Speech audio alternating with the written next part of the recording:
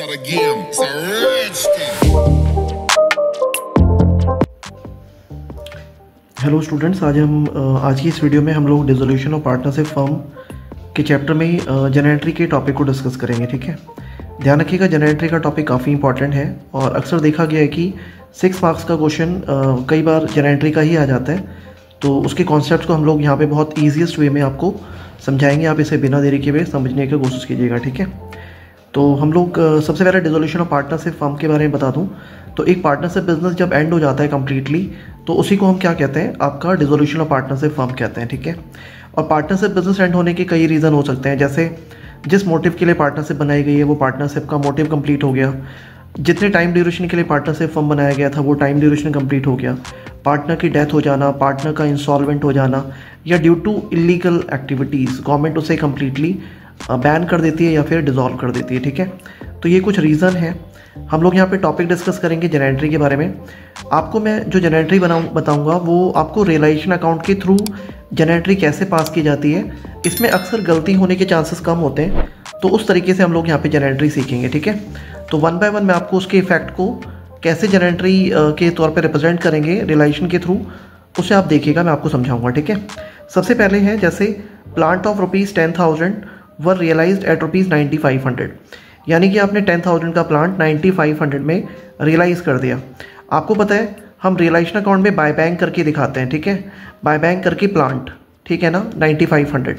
अब realisation account के credit में दिखा रहे हो तो रियलाइजेशन अकाउंट तो क्रेडिट होगा, बैंक क्या होगा, डेबिट। जब हम इसकी जनरेटरी पास करेंगे तो bank account debit to realisation account 9,500 दिखाएंगे। ठीक है, ध्यान रखिएगा, जब आप एसेट सेल करते हो तो क्रेडिट में दिखाते हो रियलाइजेशन के, जब लायबिलिटी पे करते हो तो रियलाइजेशन अकाउंट के डेबिट में दिखाते हो, तो उसी के बेसिस पे आप यहाँ पे जनरेटरी करोगे। ठीक है, अब नेक्स्ट एंट्री देखते हैं हम लोग। X took over investment 7,000 at ₹6,500, मतलब एक्स ने 7,000 का इन्वेस्टमेंट 6,500 में टेक ओवर कर लिया। आप इसे रियलाइजेशन अकाउंट में बाय साइड में दिखाओगे, बाय एक्स कैपिटल ब्रैकेट में इन्वेस्टमेंट। फिर से ध्यान रखिए, रियलाइजेशन अकाउंट क्रेडिट हो रहा है और एक्स का अकाउंट क्या हो जाएगा, डेबिट। तो इसकी जनरेटरी होगी X capital account debit to realisation account 6,500। ठीक है, नेक्स्ट एंट्री देखो, creditor of ₹12,000 were settled at ₹9,000, मतलब 12,000 का क्रेडिटर 9,000 में सेटल हो गया। क्योंकि ये लायबिलिटी है, इसकी पेमेंट हम रियलाइजेशन अकाउंट के डेबिट में करते हैं। आप देख सकते हो रियलाइजेशन अकाउंट के डेबिट में टू बैंक अकाउंट, और आपको यहाँ पे दिखाना है क्रेडिटर 9,000। ठीक है, तो जब आप जनरेटरी पास करोगे तो रियलाइजेशन अकाउंट तो डेबिट होगा, बैंक क्या होगा, क्रेडिट। ठीक है, तो इसकी जनरेटरी हो जाएगी realisation account debit to bank account. ठीक है ना, क्योंकि रियलाइजेशन अकाउंट के डेबिट में आ रहा है और बैंक के नेम से दिखाओगे आप 9,000। ठीक है, कुछ और एंट्रीज देखते हैं हम लोग। जैसे नेक्स्ट है Y took over outstanding rent ₹5,000, Y ने आउटस्टैंडिंग रेंट टेक ओवर कर लिया 5,000 में। ध्यान रखिएगा, लायबिलिटी टेक ओवर हो रही है तो हम इसे रियलाइजेशन अकाउंट के डेबिट साइड में दिखाते हैं टू वाइज कैपिटल और ब्रैकेट में आउटस्टैंडिंग रेंट 5,000। तो इसकी जनरेटरी होगी रियलाइजेशन अकाउंट डेबिट हो जाएगा और वाई का कैपिटल अकाउंट क्या होगा, क्रेडिट होगा। ठीक है, तो आप देख सकते हैं यहाँ पे जनरेटरी हो जाएगी realisation account debit to Y's capital account 5,000। ठीक है ना, नेक्स्ट आप देखो, realisation profit ₹6,000 distributed between X and Y. जो रियलाइजेशन अकाउंट का प्रॉफिट है उसे एक्स वाई में डिस्ट्रीब्यूट करना है इक्वली। ध्यान रखिएगा, रियलाइजेशन अकाउंट में प्रॉफिट डेबिट साइड में आता है। आप देख सकते हैं यहाँ पे, जैसे ये प्रॉफिट है रियलाइजेशन अकाउंट के डेबिट में आता है, टू प्रॉफिट 6,000, इसे एक्स और वाई में हमें डिस्ट्रीब्यूट करना है इक्वली, यानी कि 3,000। ठीक है, तो जनरेटरी क्या होगी, रियलाइजेशन अकाउंट तो डेबिट हो जाएगा और ये एक्स और वाई क्या हो जाएंगे, क्रेडिट हो जाएंगे। ठीक है, तो आप जनरेटरी देख सकते हैं, यहाँ पे एंट्री होगी realisation account debit 6,000 to X to Y 3,000 दोनों में डिस्ट्रीब्यूट हो जाएगा। ठीक है, अब नेक्स्ट देखो, realisation loss 10,000 distributed between X and Y, ratio 3:2। जितना भी ये लॉस है एक्स वाई में डिस्ट्रीब्यूट होगा 3:2 में। देखो, रियलाइजेशन अकाउंट में जो प्रॉफिट है वो डेबिट साइड में आता है, लेकिन जो लॉस है वो कहाँ जाता है, क्रेडिट साइड में। जैसा कि आप देख सकते हो ये लॉस है, बाय लॉस 10,000, हमें इसे एक्स वाई में डिस्ट्रीब्यूट करना है 3:2 में, तो एक का 6,000 आएगा, एक का 4,000 आएगा। इस केस में क्या होगा, रियलाइजेशन अकाउंट तो क्रेडिट हो रहा है लेकिन ये पार्टनर्स क्या हो जाएंगे, डेबिट हो जाएंगे।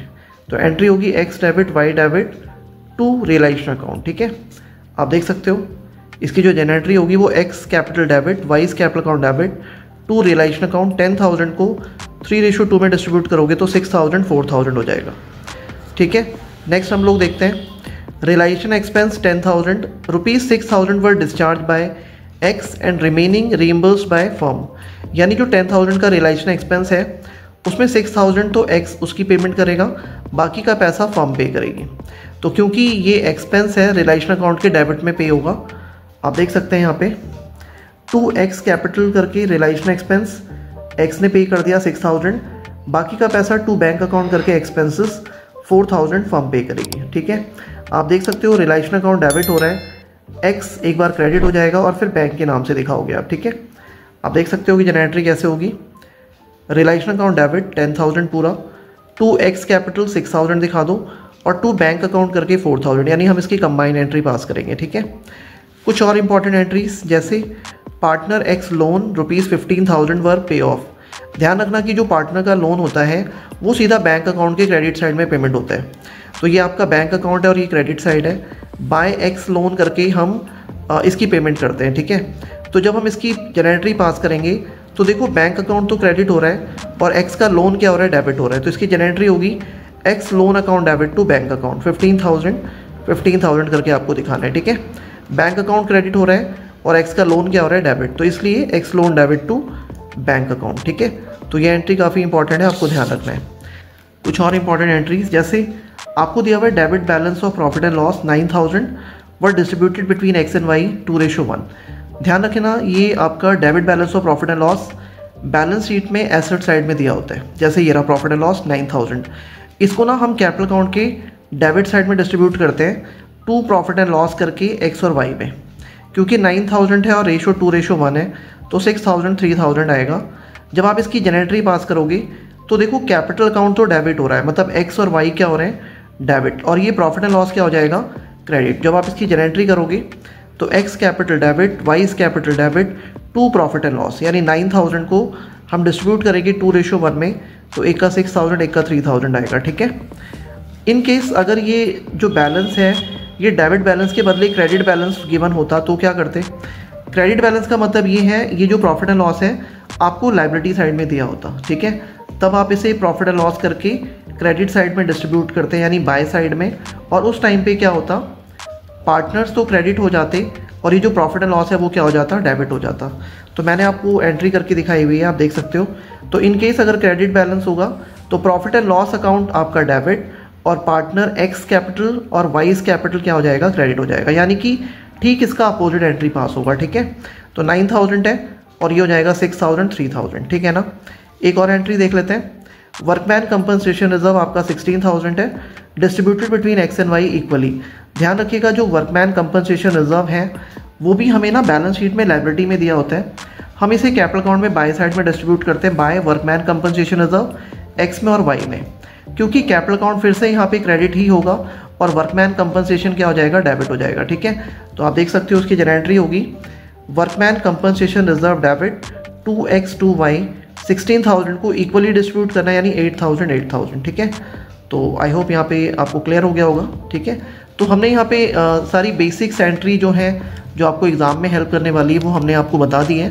आई होप आपको बहुत अच्छे से समझ में आ गया होगा। आप इसका स्क्रीनशॉट ले लो और इसकी प्रैक्टिस करो, काफ़ी इंपॉर्टेंट है, एग्ज़ाम में आ सकता है। ठीक है, तो आज के लिए इतना ही। आपको अगर ये वीडियो पसंद आई है तो आप लाइक करें, चैनल पे अगर आप बिल्कुल नए हैं तो सब्सक्राइब कीजिए और बेल आइकन को जरूर दबाइएगा, ताकि आपको जो भी रीसेंट वीडियोस हैं जो हम एग्ज़ाम के पॉइंट ऑफ व्यू से लेकर के आ रहे हैं आप उसको ग्रैब कर सकें, उसको नॉलेज ले सकें। ठीक है, और लोगों को भी आप इसे शेयर कीजिए जिसको उसकी रिक्वायरमेंट है, ताकि वो भी इसका बेनिफिट ले सकें। तो आज के लिए इतना ही। Thank you very much.